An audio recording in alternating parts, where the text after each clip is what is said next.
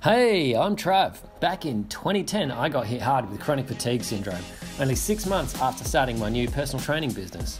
I've spent the last 8 years researching and experimenting with my body to help get back to my best and beyond. I'm now sharing my story and my strategies with you so you can get back to living the life you love. This is Fixing Clever Trevor. Today on Fixing Clever Trevor, we're talking detoxification, as you are likely suffering from a toxic overload that's slowing your system down and limiting your energy. It's like driving with the brakes on, and you're not going to get anywhere. Today you'll learn my 5-step system to reduce your toxic load so you have more energy for the things you love. And if you use this system, you'll start to feel better right away and continue to improve every week. So sit back, relax, and enjoy some mind-blowing learning on Fixing Clever Trevor. Step 1, we want to limit any incoming toxins into the body. So what that is, we're looking at 3 main categories here: food, water, and air. So food can be a deceptive one, because what we know as food is not always the highest quality. In fact, there's sometimes stuff snuck in there that really isn't food at all, or it's certainly not suitable for human consumption. And what I mean by that is the difference between organic foods and non-organic foods. So let's take, for example, meat. It might be beef, and the cows are not grass-fed, they're grain-fed. Now, you may have a grain allergy, and if you're eating meat from a cow who has been eating grains, then you are still, in a way, consuming the grains. A lot of the grains that the cows are fed are not up to scratch to be sold to the market for human food. So you're getting really poor quality stuff in there. It may be bad, it may be riddled with bugs and all sorts of different things, and sure, it goes into the cow and it digests the different things, and then we're eating the meat. Unfortunately, if there is toxins and all sorts of nasty stuff within those grains, they are going into that animal and being stored in their fat stores, and then when you consume them, you end up consuming all of those toxins. Okay? So, not an ideal situation. So that's something you've really got to be very wary of, and that's why I tend to stick with grass-fed meats or organic meats, wild-caught fish, because fish are the same thing. Farmed fish, often fed grains, and if you have a grain allergy, or even if it's just a sensitivity, you are now consuming all of that extra toxic load, and that's backing up your system too. Alright? Not a great way to make it work. Eggs, same sort of thing. So just remember, you want to try and get organic free-range eggs rather than just having your conventional free-range eggs, or even if you're getting cage eggs, which I really don't recommend whatsoever. The biggest rule though is, remember, you can only get what you can afford. And you buy the best of what you can afford. So when it comes to food, I put my protein, so meat, eggs, fish, at my highest priority, because if I'm getting the wild-caught organic stuff, then they're eating all of those natural things. So they may be eating their grasses or greens, or it could be even bugs, and fish eating other smaller fish and that sort of thing. Okay, so we're getting nutrients from the animals that we're getting nutrients from. Alright, so down on that list you are going to have your grains, if you eat them, vegetables, that sort of thing.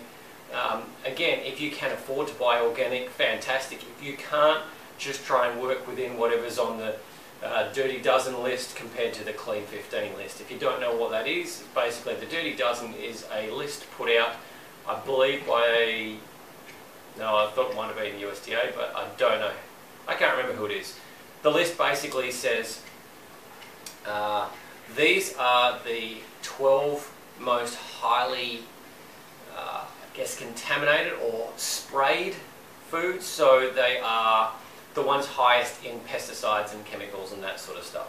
Whereas if you have a look at the Clean 15 ones, those ones are ones that generally there's not too much going into them, or they're not anywhere near as affected or absorbed. So keep that in mind. The other thing to think about with food is your packaging. Okay, so whatever your food comes packaged in can actually leach nutrients into your food or cause other issues by that same sort of process. So stuff that is wrapped in plastics, plastic can leach out some estrogenic compounds. It will depend on what type of plastic it is, but that is a very common thing. One of my concerns has been in some of the bigger supermarkets and that, seeing the organic foods wrapped up in plastics and stuff. But then I've also heard reports that they may come around and spray the rest of the produce overnight with something that may have some sort of a pesticide in there, which may be why they're wrapping them up in the first place. So I do understand, it just does get a little bit confusing. But just be aware of that whole packaging aspect, okay, because it can cause issues. The last one I want to talk about is, I guess, going back to the food allergies and sensitivities. Now, not all food is going to work well with your body, your digestive system. And that's not necessarily an issue all the time, but sometimes, and especially when you are really run down, you may find that your system just doesn't want to digest certain foods well or at all, and you may end up bloated or gassy or just lethargic with headaches or any of that sort of thing. So I really highly recommend an elimination diet to try and figure out what foods work best with your system and what foods do not work so well with your system. Because once you can go through that process and weed out the things that really aren't doing you any good, then you can focus on those foods that do make you feel good, and you're going to find healing is a whole lot easier. Imagine that even these foods that don't make you feel good, imagine that they're releasing toxins on their own, or let's say that they have an inflammatory response, and the inflammation alone is enough to make the internal environment of your digestive system more susceptible to toxicity, or could be like Candida overgrowth, or a breeding ground for parasites or something like that. Okay, yeah, so really look at that elimination diet and follow it, and then check back to it regularly. It's something that I've been doing constantly over the years, constantly tuning into what my body is doing, what it likes at the time, what it doesn't like. And the thing is, it changes. So I have gone from, when I first got sick, nightshade vegetables were terrible for me. So nightshades, I'm talking about your tomatoes, capsicums, eggplant, that sort of thing. Couldn't eat them. I would just react really, really poorly. But after going through an elimination diet, weeding them out for a certain amount of time, I was able to bring them back in later on, and they seem to sit well with me. Now, two of those foods in there, tomatoes and capsicums, pretty much my favourite vegetables, but they're also two that are on that dirty dozen list. So I was probably having way too much and getting far too many chemicals coming from those things.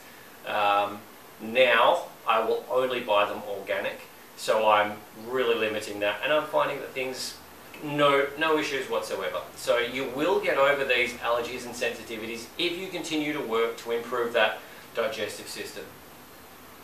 So let's move on to water. Is your water clean? Now, there's a lot of people will argue tap water is as good as anything else. Well, I really do not agree.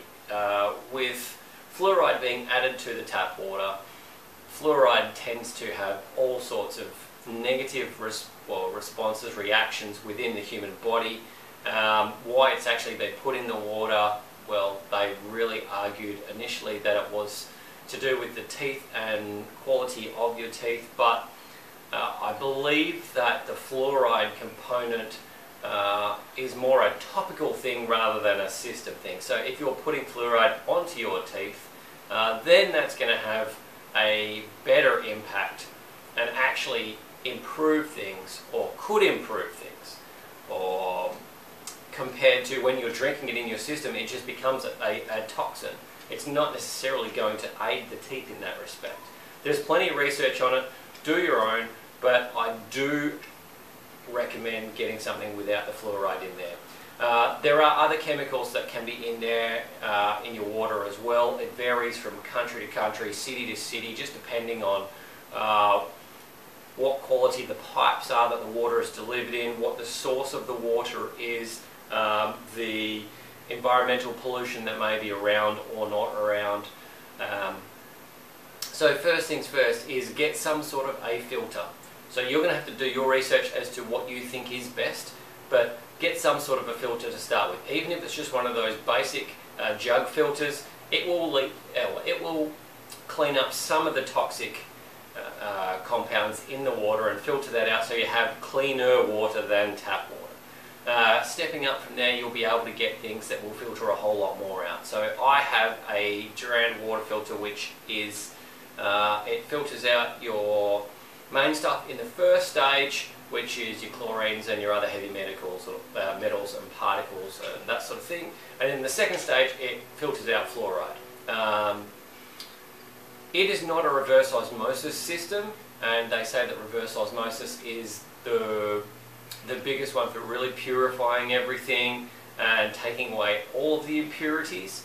But there is lots of technology coming into the water industry at the moment too, whereas people are figuring out different ways of making it better and better and better, cleaner or more absorbable, usable by the human body. So again, it's really up to you to do your research, but clean water is an important one, because if you are drinking and constantly blocking up your system with toxins, then that's no good.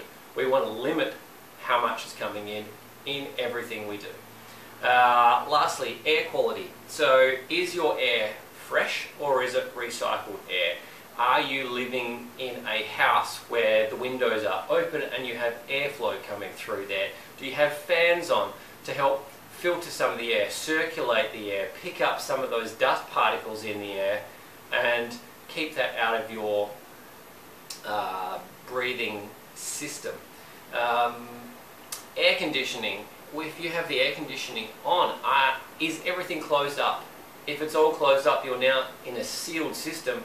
There's no fresh air coming in, so that air is then recycled, recycled, recycled. You're breathing in other people's air. You don't have the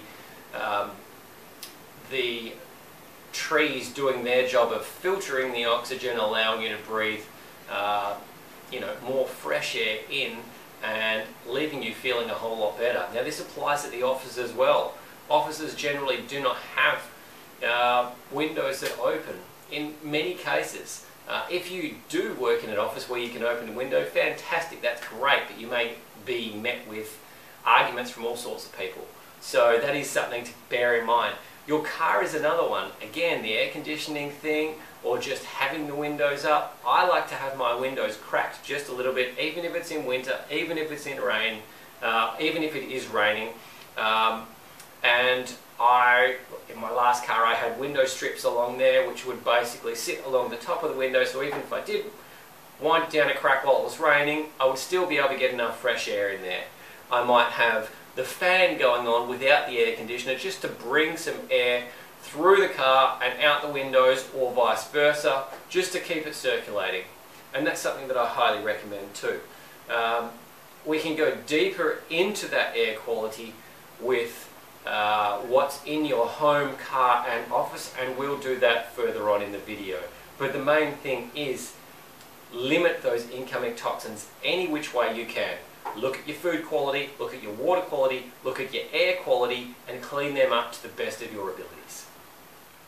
In step number 2, we want to limit the external and environmental toxins that are coming into your system.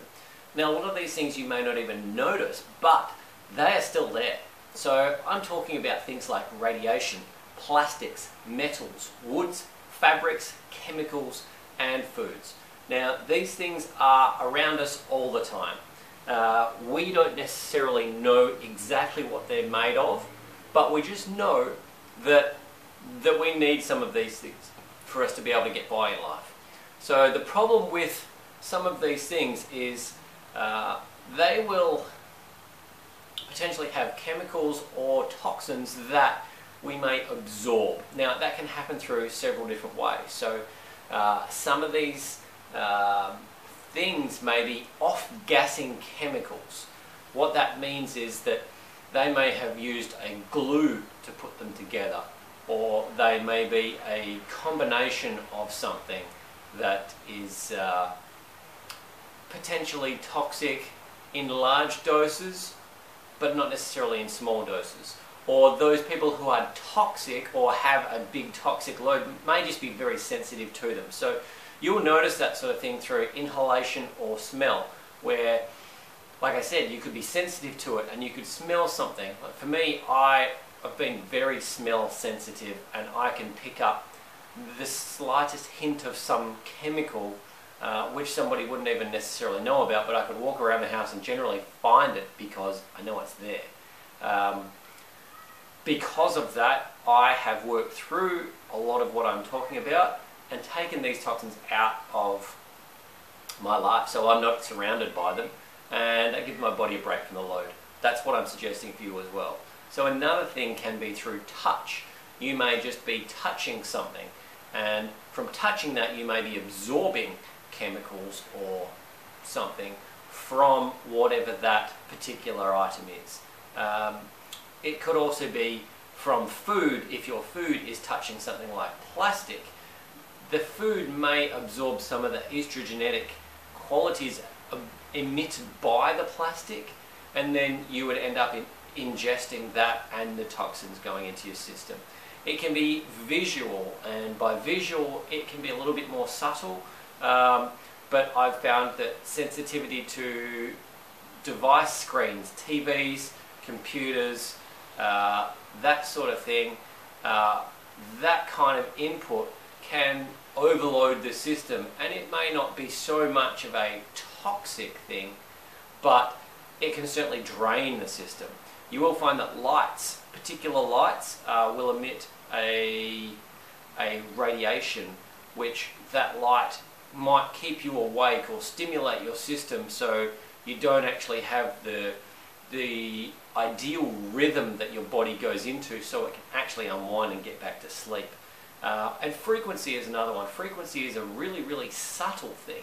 So the frequency of a particular sound, or it may just be like a radiation, an EMF frequency, where EMF frequency, the F stands for frequency, so I laugh.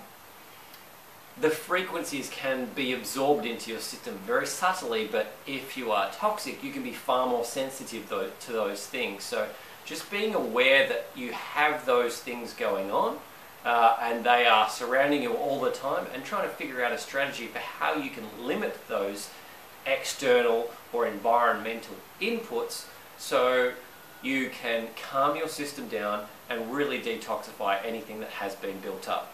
So some of the things that are important to look at are personal care products.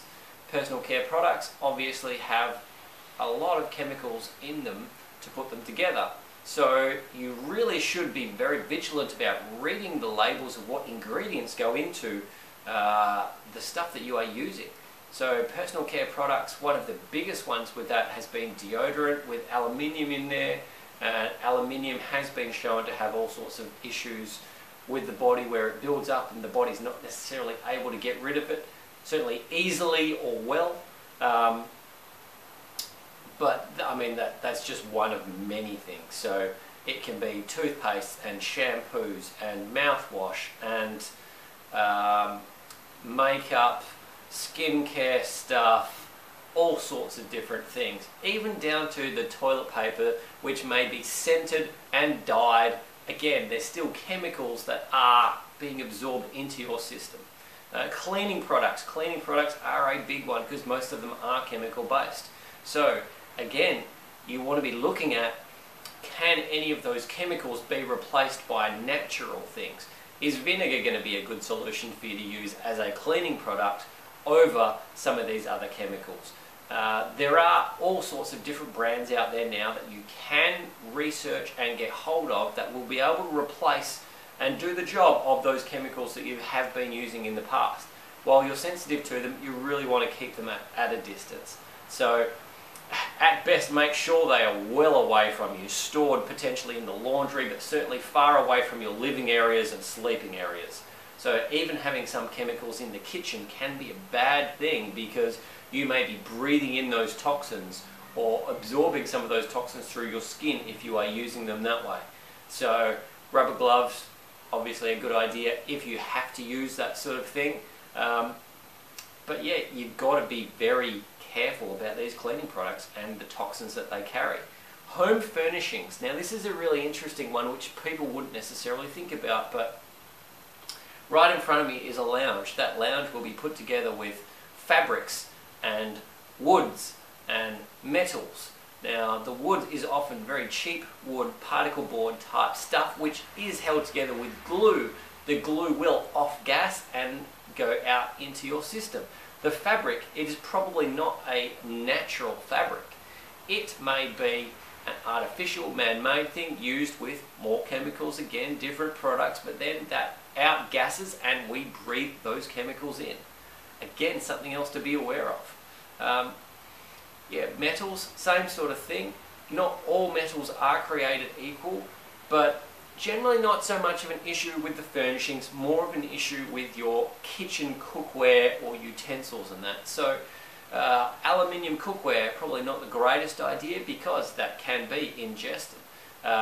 You will also find the same sort of thing with Teflon or any of those coated pans, because all of that stuff can be scraped off. It does break down and you end up eating it. That builds up in your system as well. You've got to be aware of that. Plastics used in the kitchen. There is a ton of plastics in different things. Plastics known for off-gassing and just leaching chemicals into the body. So being very careful about what you use. I like using stainless steel for my cookware. There is stoneware that's supposed to be very good too. Glass is great for storage, obviously drinking from, that sort of thing. But yeah, you've got to do your research to find out how you can limit all of this stuff.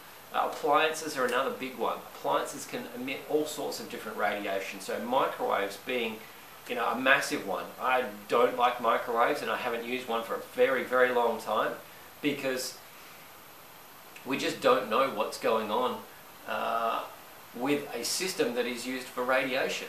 Also, the way that it heats the food up, it doesn't heat it evenly.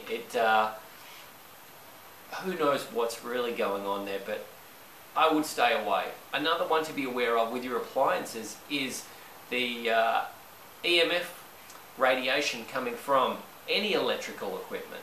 So TVs, computers, stereos, all that sort of thing have a small component of radiation coming from them. Wi-Fi networks. Wi-Fi is a radiation. Bluetooth, probably the same sort of thing. And then with our phones, we're carrying something around with us all the time which has a radiation impact on our system. That's well researched. My granddad was doing that when phones first came out, mobile phones first came out, deeply researching that, and he was convinced of that, and that would have been 20 odd years ago. Literally when they first came out, was really deep into that. There's got to be something there. So even if it's keeping your phones away from you while you're working, especially while you're sleeping, if there are electrical devices in your bedroom, unplug them, switch them off so that they are not on and having any subtle radiation leaking into your general area while you try and sleep. Heaters and coolers are another one. So kerosene heaters and gas heaters, they may be problematic. You may be very sensitive to those chemicals in there, the petrochemicals. Coolers as well, I already mentioned the air conditioning and the fresh air and that sort of thing. Are you even changing the filters to make sure that you're just not getting this dusty build-up coming through there and nasty stuff in there? Mold. Mold is a really nasty one. Mold, I mean, you really should be doing an inspection through your house to see if there is any mold anywhere, because if you're breathing that stuff in, that can sit in your system and cause all sorts of nasty issues. And then the last one, clothing and your accessories. Are you wearing natural fibers or are you wearing synthetic man-made fibers? Are you allowing your skin to be able to breathe with the natural fiber clothing? Are you wearing stuff that may have dyes on them? The dyes can be absorbed into your system. The synthetics may be absorbed into your system. Same thing with any of your different accessories. They can be absorbed in. We're trying to limit our toxins. Before we even talk about getting rid of them, we've got to limit them coming into our system on a daily basis. So do some research, have a look around your house at all of the different things that could be a potential issue, and start maybe weeding them out, or limiting them, or moving them, or replacing them. This can be a very big and daunting, overwhelming process, so don't worry about trying to get everything done today, because it's just not going to work. It may take months or years to really work your way through all of this stuff, but at least if you can identify some of those big things to start with and work on that, you will be drastically cutting down that load. And the less toxins that we get in, the less we have to get rid of. And then things are going to work better. Step number 3, kill off and remove the bugs inside you, as they may be releasing toxins too. So what I'm talking about is fungus, parasites, bacteria, yeasts. These bugs will eat food inside of you, but as they eat, they still need to eliminate. As they eliminate, that's where that toxins come out. Now, if you have a ton of bugs in your system that shouldn't be there, or are way out of control, then you're going to be in trouble, because they themselves, just without any extra stuff coming in, can overload your system. And they may be feeding off some of those heavy metals too, which can only make things worse. So killing them off is a very important thing, but there's got to be a systematic approach to doing that, which I've spoken about in a previous video of my fight with fungus and parasites. So you've got to go through all those 7 steps that I spoke about in that video to really be able to work your way through them. You know, kill them off and deal with that toxic load, and you're going to have a dramatically increased energy ability, or possibility for that extra energy anyway. I've read research that said they could be releasing as much as 70 plus different toxins into your system. Ammonia being one of the big ones in there, which just leaves you feeling absolutely wrecked, you know, non-functional a lot of the time. So that's why it's so important to look at multiple things at the same time, not just, okay, I've just got to do this one thing to be able to get my energy freed up. No, there are multiple things going on, and they are all important because they're all interrelated. So kill off those bugs, get them out of your system, and we're going to reduce that toxic load there too. Number 4, ways to reduce toxicity. This is key. So there are a bunch of different ways. All of them can be very effective. You may use some, you may not necessarily use them all, or maybe use as many of them as you can possibly do. The hard part is they take up time, and time is one of those precious things that we can run out of very quickly.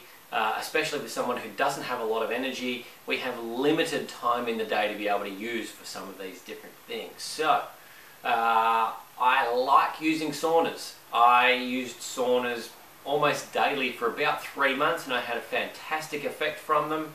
Although I did find that it was very dehydrating for my system. My skin got really dry, but I noticed that all of my fat content on my body changed from being more hard to very soft, light and fluffy, which means the toxins were being pulled from those fat stores and eliminated. I found body fat dropped dramatically because the body didn't need somewhere to store all those toxins anymore. Because those toxins were removed, it had no need for the extra body fat, so it just dumped a whole bunch of that.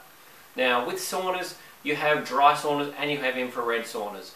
Both have advantages. And both work really well. I think the biggest thing is, like, what have you got that's available to you? Even if you don't have access to a sauna or you can't get to one, you may be able to get an infrared lamp, and the lamp alone might be enough to be able to help you sweat out some of those toxins. Now with saunas, it's always important to start low and build your way up as your body gets used to dealing with the heat, and don't overdo it, because there will be I guess a cut-off point or a drop-away point where your you're no longer getting so much of a benefit out of it. It may be doing more harm than good. So just be wary of that. I'm not going to give any specific numbers for what you should or shouldn't do, because all the research varies, and you really have to figure out what works best for you. When I first started, I think I was maybe lasting 5 minutes at a time before I would leave the sauna and go and have a break. Saunas have multiple levels to them, so the higher you sit up, the hotter that it's generally going to be. So you may find that sitting at the top, the hottest level, is just way too much, or you might find that it is absolutely perfect for you. For me, I found that I was best off a little bit lower, sometimes even sitting on the floor, so I wasn't quite so heated up and I could stay in there a little bit longer. Just a more gradual sweat out session rather than a really quick one. So you've got to figure out what works best for you. I am going to say try and avoid the steam room. The steam room, while it can help you to sweat stuff out, the water that they use for the steam is generally not purified water. So you're dealing with general tap water or what have you, and all the chemicals that are going in through there, which means that you are not only having them go onto your skin, but you're breathing them in. And with a toxic load, breathing in more chemicals is going to do more harm than good, so we want to stay away from that. There's charcoal and other ingestible items that will help pull chemicals for your body. So activated charcoal made from ground up coconuts, often used in the medical community for poisons. So if someone has ingested some sort of poison, household chemical or something like that by accident, a rush to the hospital, they could be administered charcoal as part of the procedure for trying to pull those chemicals or toxins out of your system. Activated charcoal is something that I've been using over the last couple of years, and I really like it. There are, again, varying degrees of what you could take in terms of how much. I would say consult with a professional, or do your experiments by yourself and build your way up from a small dose to a larger dose gradually. I tend to err on the side of caution with it, as I find that charcoal again can be very dehydrating when I sleep, and there is almost a limit to how much that I'm comfortable taking in and how comfortable I am dehydrated during the night for I guess a cost to benefit ratio. So you have to do your own research with this one. Like I said, consult with somebody who knows and work your way through that. Now, activated charcoal, it's available most places. You should be able to order it online from all sorts of different sellers. But try and get the medical grade stuff, so you're getting the most pure, high quality stuff that you can. There are other items that will work in a similar sort of fashion that you may get from a naturopath or health professional that will help to bring some of those things out of your body in the same sort of way. Toxiprevent was the one that I was given by a naturopath, and it works in the same sort of way, as in you take it into your body, it runs through, and the particles in there bind onto the toxins and then drag them through your digestive system so you can poop them out, which is fantastic. Alright, coriander, and there's other green supplements and stuff which can be working in a similar sort of way. Coriander you can also get in a tincture form, so you're just like a dropper and putting it into your mouth or into a water or juice or something like that to be able to drink it. Green juices are fantastic as well. If you can start your day with a green juice, those green vegetables especially are going to help to bind on to those toxins and flush stuff out of your system. So buying green juices can be great, making them yourself even better, especially when you do it with organic ingredients. The taste can vary, but hey, we are not as fussy when it comes to taste, because we just want to get healthy at any cost, especially in my opinion. There are other things like spirulina, which works really well. You may find even just your green powders help to like work in a similar sort of detoxification thing, the more of these good vegetables or good vegetable extracts and stuff that we take in, the better we're going to be able to deal with these toxic loads, the better it's going to be able to flush your system out. So even just drinking enough water can have a massive impact on being able to flush things out of your system. Unsure about that? Well, go and get a massage. If you have a deep tissue massage, a lot of the time I'll say make sure you drink water, or they'll even bring you water straight away, because they know the water helps to flush those toxins that they've just released from the muscles out, so you can feel better again a whole lot faster. Are you pooping regularly? Woo! There are a lot of people that really aren't, and that can be problematic, as the food can decay and rot inside your digestive system and produce more toxins or what have you. You've now got a build-up of toxins that's growing and growing each day, especially if there's a backlog. If there's a backlog of poop that just isn't getting out of the system. So, are you getting enough fibre? Are you having too much fibre? Different body types will respond differently to fibre. So, if you're not getting enough, that may stop you from going. If you're having too much, that may stop you from going.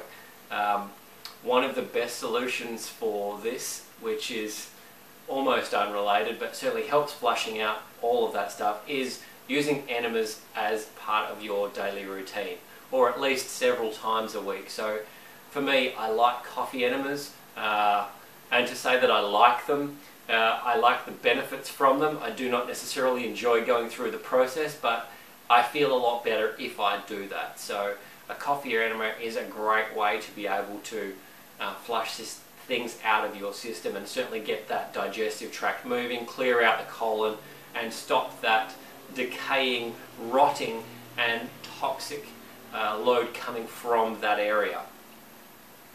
With enemas, I've used different types. I think there was bicarb soda that I've used, and Epsom salts have been used from different times. I have seen things on probiotic enemas as well, which would be a great idea. Not something that I've gotten to yet, but something that I'm definitely looking into. But being able to get that digestive system and make sure your plumbing is working properly, getting that stuff out is going to be of great benefit to you.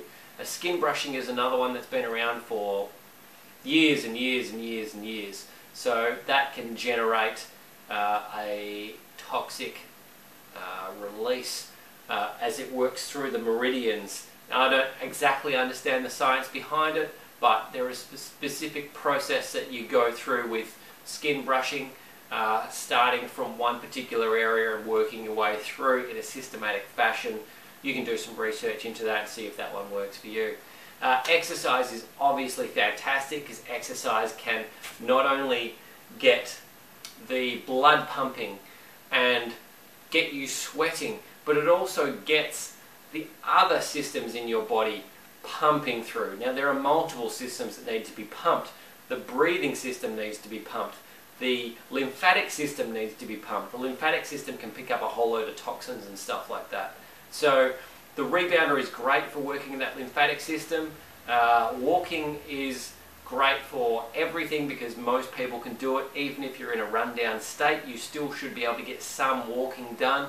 Tai Chi, Qigong, yoga, also nice slow moving exercise which can generate that pumping effect to be able to flush some of those toxins out of your system.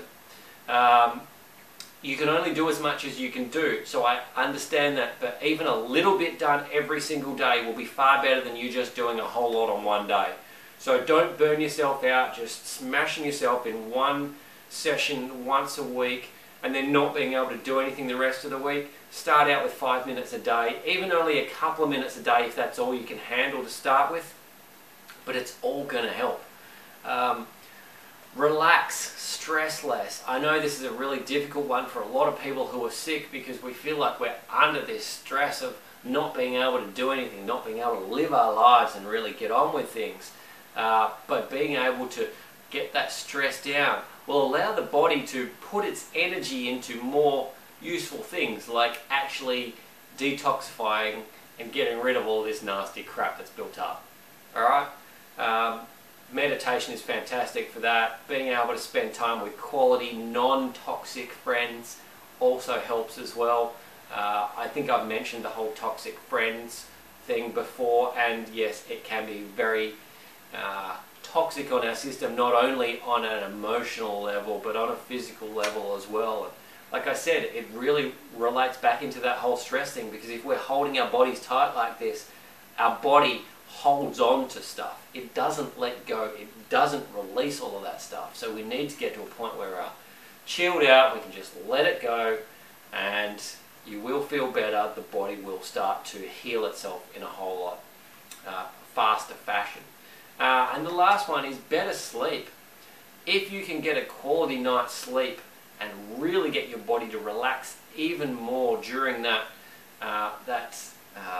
rest time, your body now has a chance to be able to go through its processes of repairing the mental system, repairing the physical system, flushing things out. If we're moving around in our sleep, or we've got to get up and go to the toilet multiple times, or you know, maybe you're just not sleeping whatsoever, or feel like you're waking up every 5 minutes, or in this constant dream which feels like you're awake as part of a movie, you know, it can be quite stressful, and you feel like, especially when you wake up in the morning, that you're not relaxed, that you might have been running a marathon, or certainly running from baddies, especially some of the dreams that I've had are very adventure based, and I can end up absolutely exhausted at the end of it. So work on getting a really good sleep routine before you go to bed, so you can unwind your brain, less of the devices in an hour or two at least before you go to bed. Make sure you've got some of that radiation, like your phone or what have you, away from your bed, devices switched off, any electronics switched off, and all of those things will help to reduce that toxic load and leave you in a state where you can start to feel better and better and better. Step 5. Living with and managing a toxic body. How can you make it work? Now, this may sound like a really simple thing, but once you start applying a lot of this stuff and trying to put it all together and keep living your life at the same time, it can get really overwhelming and difficult to figure it out. There is a fine line between joy and fun and the other side of that, which could be migraines, pain, being stuck in bed all day, isolation. Yeah, I've been through my fair share, so I completely relate with you with all these things, and that's why I have to tell you about this side of it. One of my coaches gave me some advice, and it was just keep living your life. Don't put too much into it. Just try and adapt some of these things in, and yeah, just keep up living your life as per normal, as if you were a healthy person. That never worked for me. I could not even go close to living a normal life. For the majority of the time while I was sick, I was just way too bad. In such bad condition that, you know, even shopping for food could be an overwhelming experience sometimes. Like trying to go to particular shops to get what I needed, too hard, too much, just wasn't going to happen. So for me, I had to go all in most of the time, which meant I was all in with going through the health protocols and all the different things that I could do to try and get myself better faster. Now, other people may be able to find a balance in there, and that's great. You need to figure out what works for you and do that. So one thing that is very important is to have one focus at a time. Work on getting that one thing right and consistent, then you can work on to the next thing, rather than just trying all of these different things all at the same time, getting completely overwhelmed and then not doing any of them.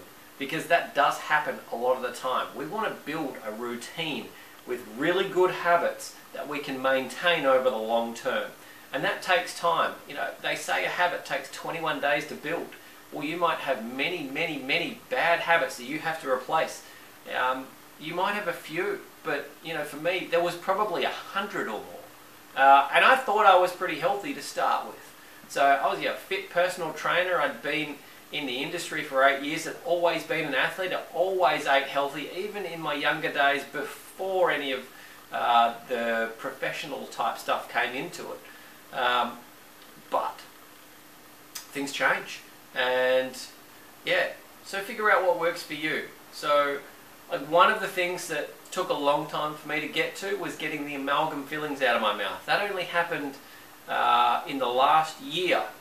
So it was something that I wasn't prepared to do for a lot of the time, because I felt like my system was so toxic that going and getting any of the needles in my mouth with anesthesia, or just going through the process, the potential for any of the mercury outgassing or going down my throat and back into my system, and the risk of that was just too much for me to handle on a mental basis, but also I felt on a physical basis. So I put that off a long time. For you, you may be able to just go straight in and go and do that right away. Who knows? It is entirely up to you how you go through this process. There is no one way to do it. There's no right way. We're all individuals with individual sensitivities and things. You know, I did acupuncture for a long time, but I hate needles. And I didn't really notice that until you know, a fair while after. I didn't enjoy going through that whole acupuncture process, but I went and did it anyway because it was good for me. But when I felt that it wasn't as good for me, I shifted my focus to something else, or I just changed things just slightly because it would work better. So again, find what works for you. Find solutions for all of those different things. Do you have a solution for pain management? You know, living with pain on a daily basis is very, very difficult. It's something that I still live with from time to time. It's just, it's no longer an 8, 9, 10 very often. It's very rare. It might only be a 1 or 2 or 3 out of 10 that I have to deal with. And that is a huge burden off my back. But I have strategies to make that work. So do some research and find some solutions for that sort of thing.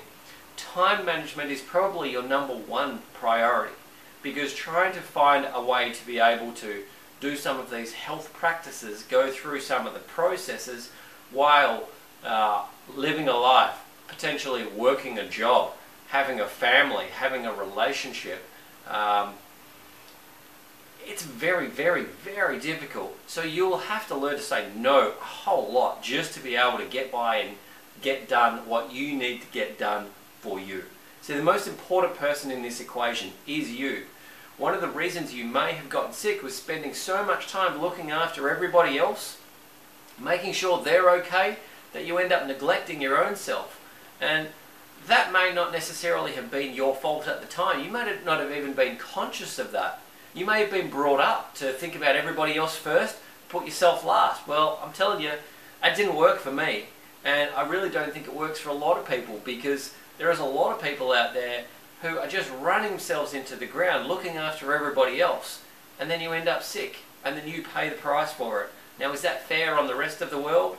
Well, no. How can you share your gift with the rest of the world if you are sick and stuck in bed, unable to move, unable to talk to people, unable to do anything? So, again, one focus, build your habit gradually, keep building upon that, manage your time, work it all out. Now, one of the things I mentioned in this video was about household pollutants and that sort of thing that could be contributing to your toxic environment. The one thing that I want to really hammer home with that is, don't throw everything out just yet. Some people might go on an absolute mission and go through their house only to clean up all the chemicals and just throw them in the bin, never to be seen again. They might get some of their furniture, or a rug that they suspect might have been off-gassing and causing issues, gets thrown away.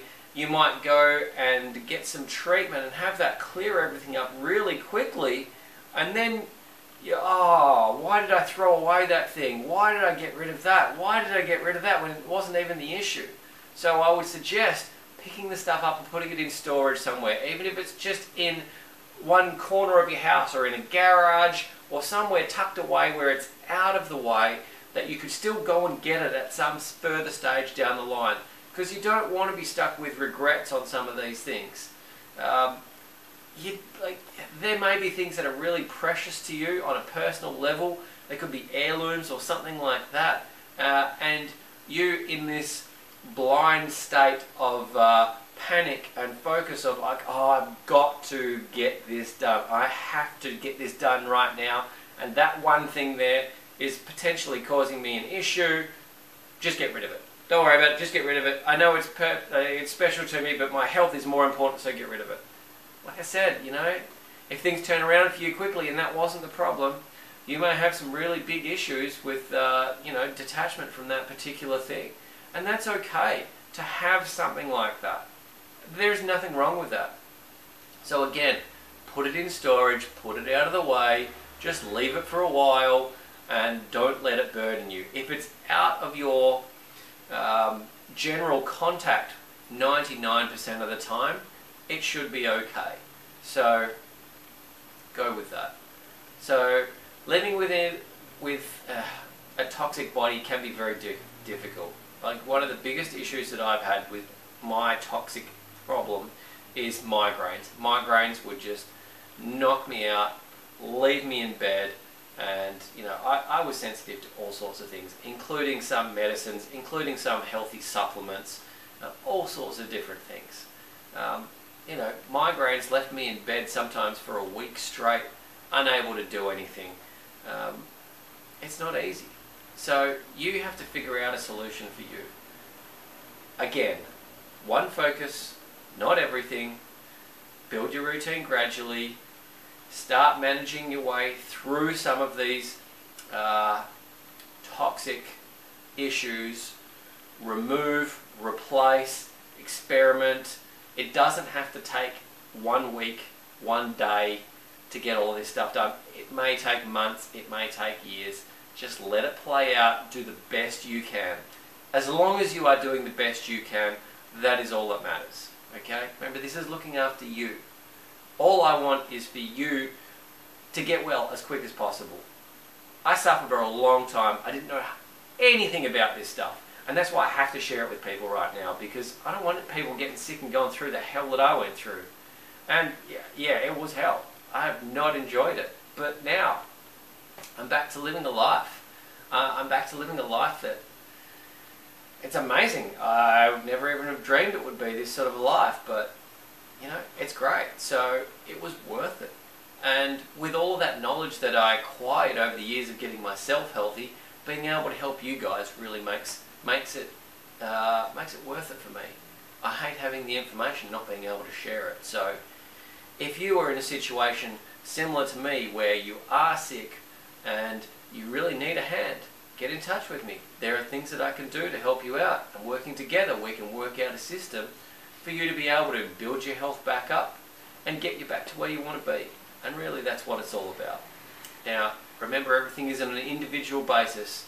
There is no one size fits all for anybody out there, but we can find something that will help you go through it. Now, I know this toxic one is one of the keys.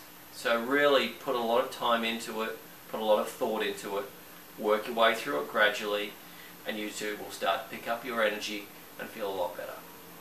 To find out what's next on Fixing Clever Trevor, follow me on YouTube or your favourite flavour of social media. If you need a helping hand from a clever coach, I'm looking for a few highly motivated clients who are ready to fight to get their health back and feel better than ever. So get in touch and we'll set up a free initial consultation to see if we're a good fit to work together. Good luck with your recovery and making your comeback.